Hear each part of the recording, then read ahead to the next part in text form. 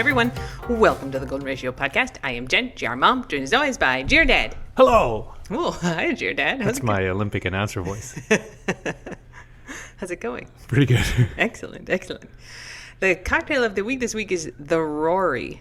That's what it's called. I didn't make that name up. The Rory. The Roaring 20s? No. R-O-R-Y. I knew a dude named Rory. He was kind of an asshole. Rory? Rory. Oh, not Roy. Rory. R-O-R-Y. Okay. Rory. It's vodka or gin, pineapple juice, grenadine, shake it up, topped with champagne, so it's a little bit fizzy. It's kind of sweet, but not like sticky sweet. Yeah, you made the vodka version. The gin version would be interesting too. I liked it a lot. I think it's great. It's very good. It'd be interesting to throw a little flavor of gin in there too. Yeah. Yeah, I almost used the Loganberry gin that a friend of the squad sent us, which I think would also be tasty, but started it this way. Yeah, no, you start at the, simpler. You change one component at a time. Yeah, so that's the cocktail of the week. I'll make another one tomorrow and photograph it and put it on salt and glitter, and you can see what it looks like. It's pink. I have opinions about naming a drink just a single name. It's like the Beyonce or the Madonna. What about the Tom Collins that has a first and a last name? That's much better. That is much better. So I'm all in with that. If this were like the Rory Smith, that'd be okay? Yeah. I'd be good with that. Okay. Or the, Michael Jackson. I'd be, not because of Michael Jackson, but because it's two names. All right, what if the is the first name and Rory is the last name? The is Hopper's middle name. First name the, middle name period, last name Rory. There's no period. The is Hopper's middle name. Yeah, Hopper the dog. Hopper T-Dog. Hopper T-Dog.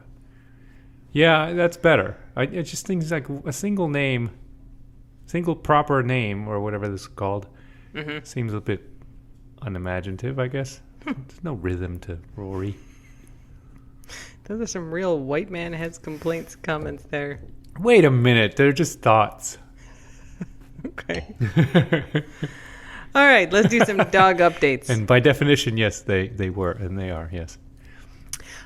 So I guess let's do business corner first before we get to the dog updates. BarkBox is our sponsor now. Yeah. I am so heckin' excited about this. I've been trying to get BarkBox to be our sponsor for so long because I have received BarkBoxes for years. I mean over a decade. Yeah, I love them so much, and I think I had applied before, maybe when we started the podcast, and didn't get it, and so we got picked to be a partner with BarkBox, and it's so great. So our house right now has a lot of boxes of BarkBoxes and toys and snacks. Yeah, so I signed up Vink for one. Because if you got a new subscription, they gave you the airplane pool floaty, which you have seen if you follow us very closely. It Vink supports Vink's weight. Oh, it's great. The thing is awesome. And then, so that got me on the mailing list. And so then they were like, hey, splash pad if you sign up for a new one. I was like, oh crap, I want the splash pad. I did end up buying us a splash pad, which will debut with the squad as soon as I break it I out. didn't know what that was until you explained it. I knew what it was, but I wouldn't have connected it to the word splash pad. Yeah, so it's it sits on the ground and it's got kind of basically a sprinkler ring around the outside that shoots into the middle. And you can it's like a kiddie pool with holes in the sides? But it doesn't fill up with water. It's flat. Oh, yeah. It's like the bottom of a kiddie pool where someone's punched holes around the edge. It's a round sprinkler, basically. But isn't the sprinkler just holes in the edge, in the plastic? How do you think sprinklers work, Ingo? They're like metal things that go back and forth. Have holes in them. Oh, you're thinking the... Yeah, those are sprinklers. There's also the ones that go that goes the little arch. Yes, those are good. So this is kind of like the that. Rainbow those are good. Yeah. Those are just holes in a piece of metal. In a piece of metal, not in a piece of rubber, plastic. Okay. It seems like I could have made a slip and slide myself. Just take an air mattress, fill it with water, and yet you didn't punch holes in. I didn't know. It was also, a thing. slip and slides are not filled with water.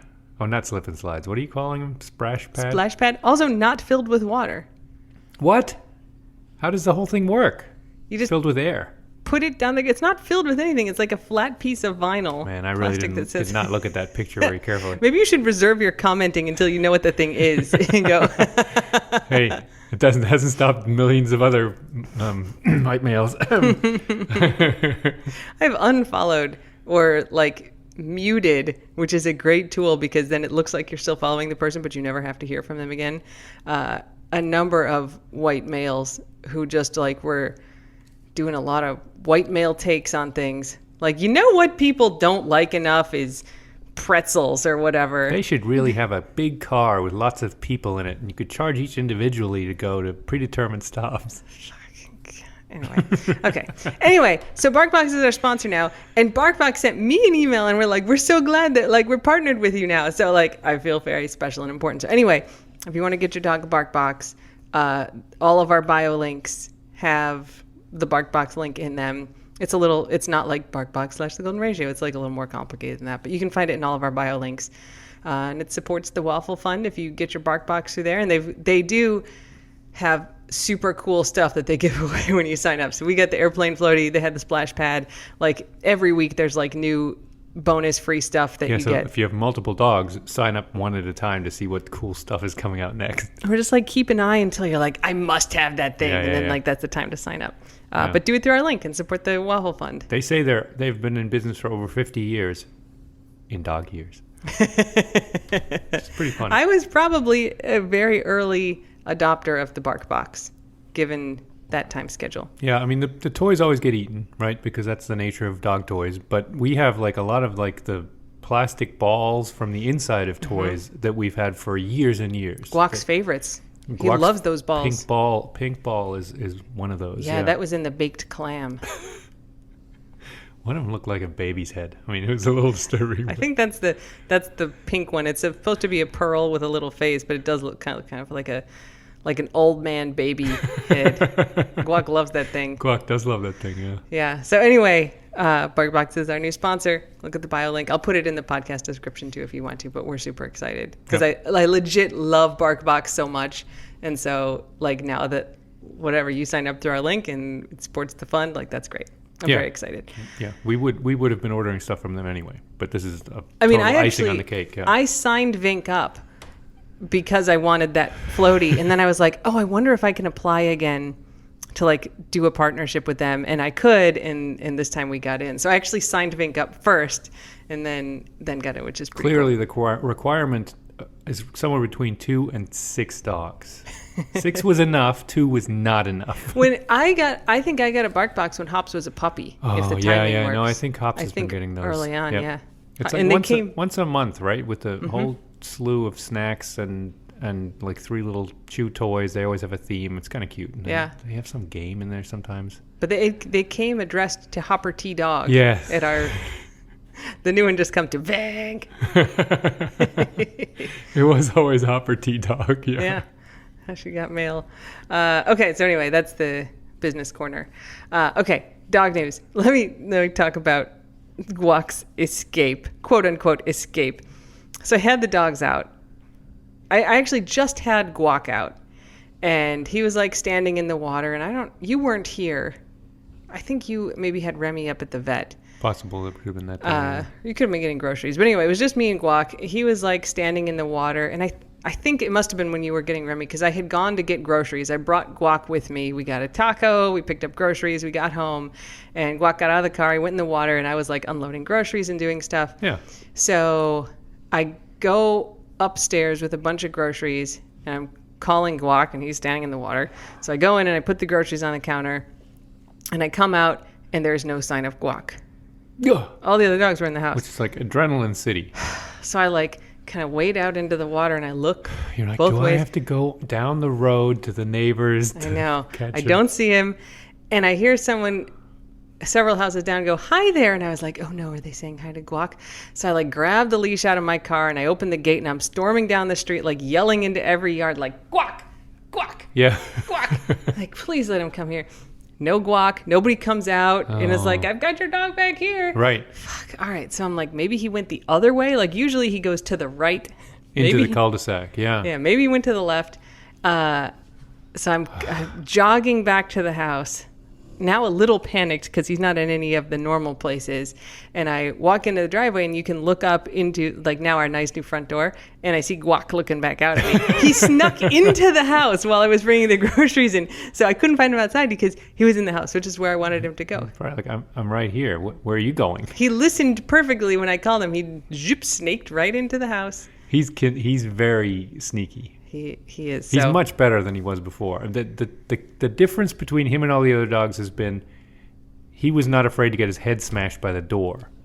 Like all the other dogs, Hoffs and Venk have learned that if we try to squeeze through the door and it's closing, it'll close on us and it'll hurt. Guac's like, don't care, we'll squeeze. And Voods does that too, where Voods is like, I don't care if it bounces off my brain. Yeah, but he's not a fast mover. Guac can sometimes get out. That's right. Guac gets through, Voods gets stuck, and then the door bounces off his head. Yep. And he does not care. So speaking of Voods, it's about 4 weeks out from his surgery. So we're supposed to be 2 weeks into physical therapy. Pinto Bean Challenge. Yeah, Operation Pinto Bean. Operation Pinto Bean. Yeah.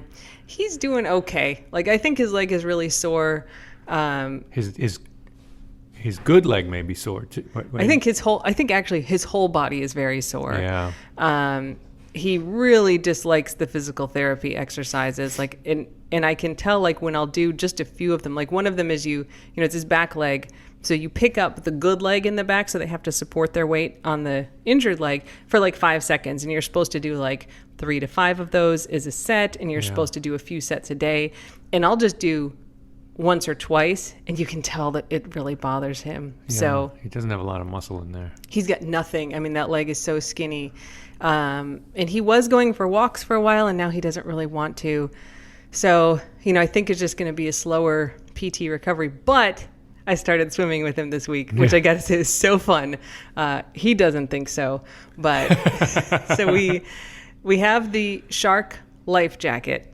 Now, when we got Voods, he was so big, he looked like an inflated tick. And we were worried, if you remember, actually, the day Voods came home, he went into the water. And just kept walking out to the ocean. Was kind of swimming. And our dad came down and said, what the fuck? I was really scared. He was very worried. And I was like, I'm standing right here. He's fine. But, I mean, it was hard for him to keep himself up. And I was like, well, swimming would be good for him because he's got to lose a lot of weight. Let's put the shark life jacket on him. And it didn't fit. That's right. It didn't fit to the point that I actually bought a different dog life jacket and then ended up returning it because I was like, we're not really going to use this with him. So this week I put the shark life jacket on him. I had to tighten it. It's great. He was 115 pounds, I think. He's something. North of 100, yeah. He's like 83 now. We have done so good. Even the orthopedic people, like when I was giving them his history, I was like, he's 115 and now he's 83. And they were like, wow. And I was like, I know, since November, I'm like, we have done a good job. So anyway, put the life jacket on him, just, make it a little easier for him. And then it looks so good. It's cool because it's got a little shark fin, dorsal fin. And then I'll just kind of swim him out across the channel. So it's maybe 20 yards back to the shore. And he's all like, nah, I don't want to go. Nah. It's funny because you pull him backward like you wind up those Matchbox cars. You pull him backwards, and then he just kind of goes forward on his own to get back to shore. There's a handle on the life jacket. Yeah, so I just back kick, pull him along, and he's kind of pissed off. I think we figured it out where part of it is that he doesn't like his face going in the water. So if I kind of lay on my back and put his paws on my thighs and hold the handle and then swim backwards, he's a little more comfortable because he's tilted up out of the water a bit. Yeah. So we just go out there and we do 10 rounds of that where I'll pull him out and he swims back in. And he is using the injured leg. And I've had dogs who've done pool therapy before and they don't really use the injured leg. They'll swim with the other 3, but he's using it, which is great. He's not that devious. Yeah. I think because you can just swim with the 3. Sure. I was swimming without legs. Humans dog paddle just with 2. Yeah. So that is giving me hope that that's a thing that we can do that's going to get him, little stuff. So we didn't do it today because I think it was raining when it was afternoon swim time. I think hydrotherapy is really good for them, right? It's a lot of resistance, but not the pounding. Yeah. We had it for Queso, and Benk had it for a while when she had whatever, Yeah. everything banged up. Yeah. So that's pretty good. Yeah. So it's Plus, it's fun. I mean, for me to watch, it's very fun. Oh, I have a great time. And Dear Dad took this lovely picture of like me and Voods, and Voods actually has a happy face on, and the fin sticking up. his fin sticking up, and I'm like sunglasses and my swimsuit. It's one of my favorite pictures. We that do we've have to had. get to him together with Chief Brody in his, policeman's uniform and stuff, and start doing little vignettes. Now that we have a good shark. Yeah, so he's slow. I mean, he's definitely better than he was, but it's a very slow recovery for him. And I'm not shocked that he's not a stoic and enthusiastic doer of PT. My other dog, Pi, who had her ACL repaired, she loved doing the physical therapy. She'd do her exercise every day. She thought it was a great time. Voods, we can't even get to stand up half the time. He's always had a bad attitude about doing what we want when we want it. Oh, right? yeah. I mean, this is like totally independent of having 3 legs. He's just a big stubborn pinto bean. Speaking of, so I'm taking him to go do our little swim training. He's laying in the front yard. Here's what happens to us. We let Vood out. We take him out. He will pee, and then he'll find a spot and he'll lay down. And then it's like, Vood, come in the house. And he's like, no, no, I'm not coming in the house. Hours. He will lay for hours and outside. it can be hot sun. I mean, the guy, he's baking like he's in an oven, and he's like, this is pretty comfy. And we're like, come get some snacks. Come in the house. He passes out. I mean, there could be, a coconut could hit the ground right next to him, and he would not notice. Yeah, and he will occasionally move under the house, right? So he's shaded, and he lays there. So he was laying and I there. suspect he eats some rocks sometimes when he's down there. I've seen drool spots and stuff. So who knows what miscreantism he's doing. So I'm like, all right, we got to do the swimming, right? Get the swimming in before dinner. We can't do it in the dark, obviously. So I'm like, come on, I'm trying everything. I get the leash because sometimes he'll get excited for walks, put that on him. No, won't get up. So I'm like, all right, I'm going to try picking him up. No, he just he rubber legs like a little kid does. He is Nothing. so hard to deadlift. Oh my God. Goodness. So eventually I just take the cart. This was the Manchego cheese wagon, the bigger one. We've taken the sides off it, so it's just a flatbed now, and we use it to haul around stuff. Transport heavy loads. Yard projects. Vood. Where are you, Voodoo? And trash cans and stuff. So I wheel that up to him, and I'm like, you're getting on this. And he's like, yeah. And I was like, well, this I can totally do. So I kind of pick him up. I think I put the shark suit on him, so there's a little handle, and kind of got his front part up there, so it didn't matter if he went rubber, it was on there. And then his back part, so he was laying on his side on the cart, and I wheeled the cart into the water and rolled Vood off of it into the water, and then we did our swimming. He cannot complain that his face sometimes goes underwater when he's so stubborn. Dear Dad wasn't home, or I don't know where you were, but you came in and you're like, did you have to put him on the cart? And I was like, yeah, I sure did. It's halfway in the water. Vood's face is soaking wet. Anyway, I'm going to get that dog rehabbed one way or another. Oh, yeah. But again, he didn't start being this stubborn just because of the injury. He was always like this. So in a way, absolutely. this is not has nothing really to do with it. And it makes him a bad patient because he learned early that he can say no. Hopper, we trained her as a puppy, and she doesn't really know the power of no the way Voods does. Mm-hmm. Voods finds it liberating to say, nah. All right, so everybody else is doing fine, and then we've got Remy updates. Yeah. His blood sugar is getting better. We did a blood glucose curve, I think on Friday or Saturday. And it's certainly a lot better than Manchego's for many reasons. Yeah. So it's getting more stable. We have increased his insulin again, but the vet still seems like we're on track to get him fixed on the 13th, which is a week from Friday. So hopefully everything's going to keep working because she's like, we'll try this. I'm going to do a blood glucose curve on him on Friday. And then if it's still a little high, we can go up another unit of insulin easily, and we'll be able to do that blood glucose curve before he goes in for the surgery. So hopefully that's going to be okay. So nuts coming off a week from Friday, hopefully. Though the humping has gotten much better. He is almost not doing it anymore. When something gets him super excited, I think he still looks for the couch, but he's gotten much better. Yeah. We're still worried about it and nervous.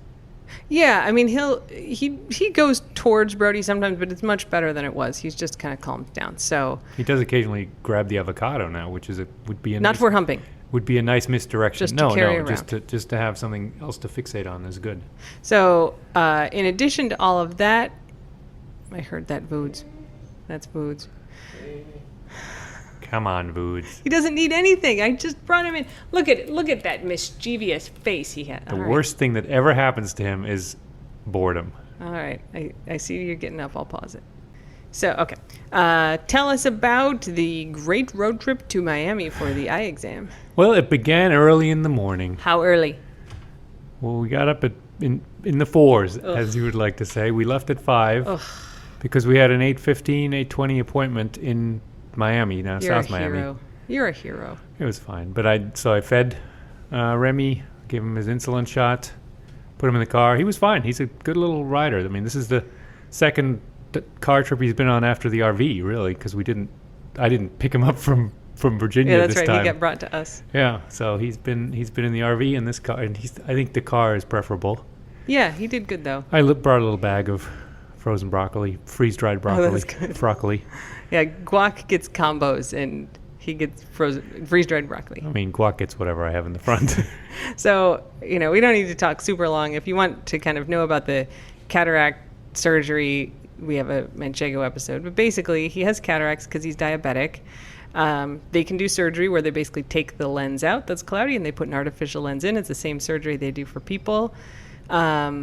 It's a complicated surgery. It's not without risks, as they keep explaining. If your eye gets infected after that surgery, which is very susceptible to, there can be all kinds of complications that end with you losing your vision or losing the eye.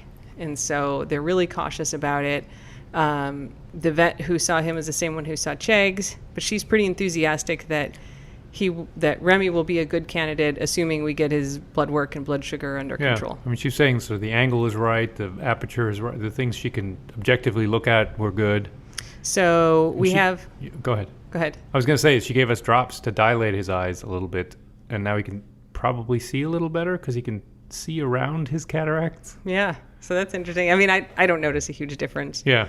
But whatever, anything. So yeah, he's on 4 different eye drops now, a couple times a day. And so the plan is we're going to get him fixed. We will be rechecking his blood work before he gets fixed because there's a bunch of little things to figure out there. Hopefully, now that he has gone through all of his antibiotics and everything, that's going to be settled down. He's going to get it fixed on the 13th, assuming all is well there. And if that blood work looks good, that will go up to the eye vet, and if that looks good, they're happy with it. And then he has an appointment September 2nd to get the full, very detailed exam, which is like an EKG and an ultrasound of the eye. Manchego had all of this stuff. It's like a all-day kind of drop-off thing. And if that all looks good, which it should, he will have the cataract surgery on September 9th.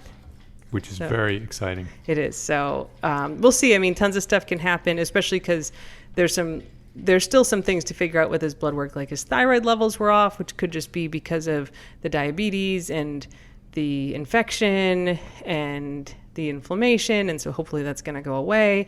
If it's not, it's a thing that's treatable. So it may get pushed back if that's something that we need to sort out. But it looks like he's going to be able to get it, and that's pretty awesome. It's a good thing he enjoyed the ride because he's going to be driving that drive a few times. Yeah, once he gets the surgery, so he'll have the surgery on a Thursday and have a recheck on Friday, so stay overnight in Miami, and then he has to go back after 1 week and 2 weeks and 4 weeks, and then kind of every month for a while. So a lot of trips up to Miami. We should get an apartment up there. For one. What's the dog equivalent of the Ronald McDonald House? I offered to get you a hotel room so you didn't have to get up in the 4s. Oh yeah, no, for this one it was fine. When he's going to be there all day, maybe we'll do a more logistical visit. Yeah, for sure. So anyway, that's good news. But we got stuff to do in the meantime. So that is the Remy update, and that's all of the dogs. Yeah, Vink's skin is better, but she's chonking up a little bit. Yeah, Vink needs to work on some more weight loss. We're working on it, but everybody's okay. Doesn't like to move is the problem. So you got a German word of the week for us, dear Dad? Yeah. You want me to do Taste of the Keys while you do Taste of the Key first? I do have one. So the Taste of the Keys this week is that a Monroe County Sheriff's deputy, or was he a detective? Detective. So Which I think is better than deputy. he was arrested for stealing 6 lobsters from some tourists. It is such 3 years ago? Sheriff's No, office last detective year. last year. Yeah. So he's been a detective for like a long time in the Keys, and he was charged with misdemeanor theft after an internal investigation revealed that he stole 6 spiny lobsters from some tourists who were lobstering. Yeah.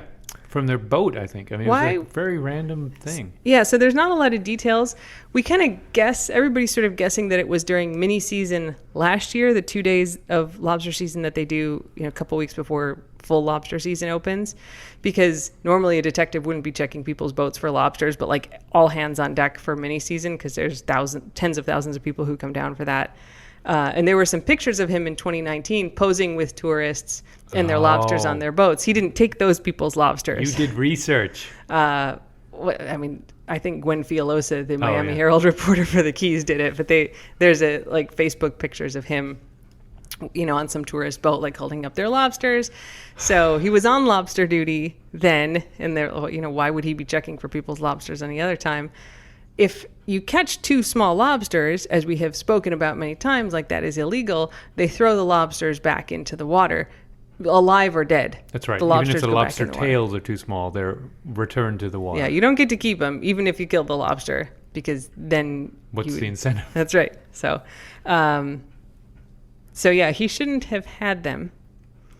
But what a weird It's missing charge. a lot of explanation of why that was a year-long investigation into it, why he was charged with a misdemeanor for it. I mean, if I steal 6 lobsters from someone, I might not be charged, right? That's like a pretty minor little thing. Of course, he's abusing his office, right? Maybe for sure. It's a asshole cop thing to do, right? Yeah. And it's like on one hand such a stereotypical like abusive power cop thing to do, Yeah. which I think they're trying very hard to not have be an issue down here. I mean, there's all the problems that there are everywhere, but I think the sheriff's office is very aware. I think the sheriff himself, Rick right, Ramsey, seems sheriff, really yeah. in after this, yeah. But like, it would be someone would go to the sheriff and report like, hey, this detective stole 6 of my lobsters. Yeah. Which look, if the dude took 6 of your lobsters, like absolutely do that. Like no judgment on reporting it, but like I can't imagine, I wouldn't do that. I'd be like, oh, that's fine, asshole cop. Maybe I would if I were really mad about it. I think the backstory, I would suspect, it's possible the backstory is this is an easier way to terminate his employment. Oh, interesting. And so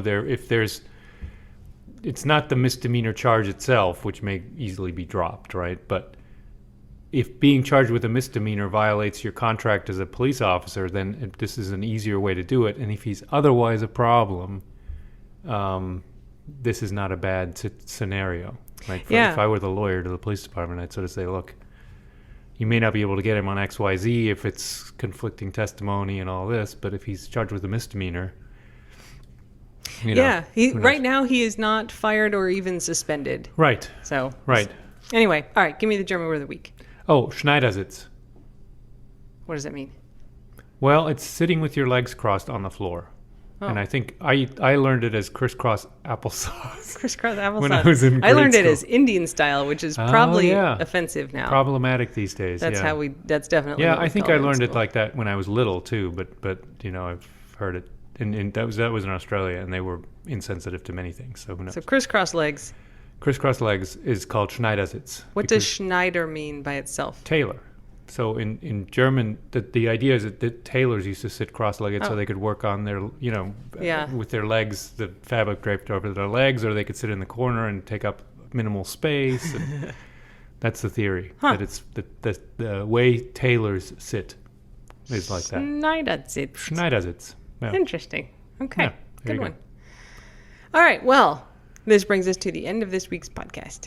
Someday my butt won't hurt, but today is not that day. But we're sitting down still at the end of the podcast. Stupid butt pain. I'm working on it. Okay. Well, until next week, get vaccinated. Don't bite anyone unless they ask you to. No bite, no pinch. Bye. Bye.